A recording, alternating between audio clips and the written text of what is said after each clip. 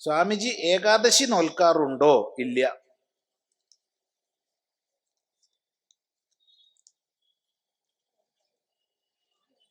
നോൽക്കാറില്ല.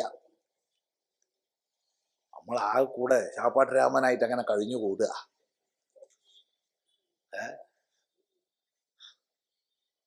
ഏകാദശി നോൽക്കാറില്ല. സത്യമാണ് പറയണത്, അസത്യം ഒന്നും പറയാൻ വയ്യ. നിങ്ങളുടെ മുമ്പിൽ ഞാൻ ഏകാദശിയൊക്കെ നോൽക്കാറുണ്ട് കിട്ടുമോ, എല്ലാ ഏകാദശിയും ഞാൻ നോൽക്കാറുണ്ട് എന്നൊക്കെ പറയാം. അതിന് യാതൊരു മടിയില്ല. അങ്ങനെ അസത്യം പറയാൻ പറ്റുമോ? പറ്റില്ല. അതുകൊണ്ട് ഞാൻ സത്യം പറയാണ്, ഏകാദശിയൊന്നും നോൽക്കാറില്ല. ഈ നേരം പോക്കതല്ല, ഈ ഏകാദശിയൊക്കെ നോൽക്കണ അത്തരം ചില സങ്കേതങ്ങളിൽ പോലെ ഏകാദശിക്കുള്ള ശാപ്പാടൊക്കെ കഴിക്കും. അവിടെ ശാപ്പാട് ഇഷ്ടം പോലെ ഉണ്ടാവും, പല വിഭവ സമൃദ്ധമായത് കിട്ടും. അപ്പോൾ വളരെ സന്തോഷം തോന്നും. സാധാരണഗതിയിൽ അത്ര നല്ലത് കിട്ടില്ല, ഏകാദശി ആകുമ്പോൾ ധാരാളം കിട്ടും. അപ്പോൾ അല്ലാത്ത കിട്ടി അതും കഴിക്കും, വലിയ സന്തോഷം തന്നെ. അതിന്റെ രീതി ഒന്ന് പറയാമോ? ഏതിന്റെ രീതി? നോൽക്കാറുണ്ടോന്നോ? നോൽക്കാറില്ല പിന്നെ എന്ത് രീതിയാ? എന്നും ഒരു രീതി തന്നെ. അല്ല, ഇനി ഏകാദശി നോൽക്കുന്ന രീതി സ്വാമി ചെയ്യാറില്ലെങ്കിലും ഞങ്ങൾക്ക് പറഞ്ഞു തരുമെന്നാണെങ്കിൽ പറഞ്ഞുതരാം, അത് പറഞ്ഞുതരാം. ഇനി സ്വാമി ഏകാദശി നോൽക്കാറുണ്ടോ? ഇല്ല. അതിന്റെ രീതി ഒന്ന് പറയാമോ? അതിന് രീതിയില്ല. നോൽക്കാറില്ലാത്തത് കൊണ്ട് രീതിയില്ല. അങ്ങനെയല്ല ഞങ്ങൾ ഉദ്ദേശിച്ച്. നോൽക്കേണ്ടുന്ന രീതി പറയാമോ?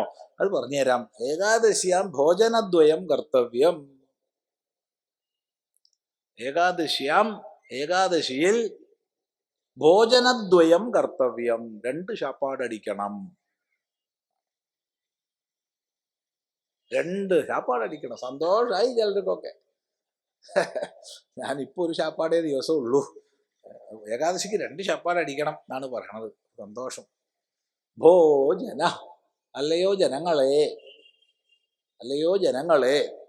ഏകാദശിയാം ദ്വയം കർത്തവ്യം. ഏകാദശിക്ക് 2 കാര്യങ്ങൾ ചെയ്യണം എന്നാണ്. ഭോജനം 2 ശാപ്പാടടിക്കണം എന്നല്ല, 2 കാര്യങ്ങൾ ചെയ്യണം. എന്തൊക്കെയാണ്? അപ്പൊ ഭോജന, അല്ലയോ ജനങ്ങളെ, ഏകാദശിയിൽ 2 കർത്തവ്യമുണ്ട്. എന്താ കർത്തവ്യം?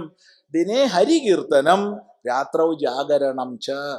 പകൽ ഹരിയെ കീർത്തിക്കുക, മഹാവിഷ്ണുവെ ഭഗവാനെ കീർത്തിക്കുക, നാമം ജപിക്കുക, മന്ത്രങ്ങൾ ജപിക്കുക, സ്തോത്രങ്ങൾ ചൊല്ലുക, കീർത്തനങ്ങൾ ചൊല്ലുക, ഭക്തിശാസ്ത്രങ്ങൾ പാരായണം ചെയ്യുക, അതൊക്കെ ചെയ്യാം. രാത്രൗ ജാഗരണം ച, രാത്രിയിൽ ഉറക്കമൊഴിയുകയും ചെയ്യുക. എന്ന് പറഞ്ഞാൽ എന്താ? ച. ഏകാദശി പ്രമാണിച്ച് ഇന്ന് 4 സിനിമാ പ്രദർശനം ഉണ്ടായിരിക്കുന്നതാണ്. അങ്ങനെ ഉറക്കൊഴിഞ്ഞിട്ട് എന്ത് കാര്യമാണുള്ളത്?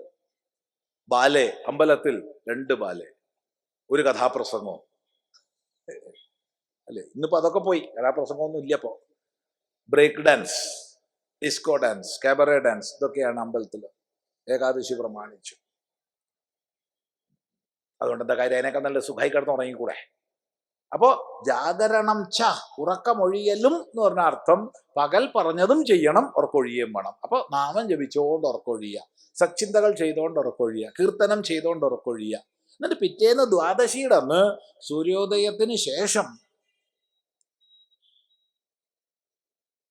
ക്ഷേത്ര ദർശനം അഥവാ അവനവന്റെ ഉപാസ്യ ദേവതാ വന്ദനം തുടങ്ങിയവ ചെയ്ത് ജലസഹിതമായി എന്തെങ്കിലും അന്നം കഴിക്കുക.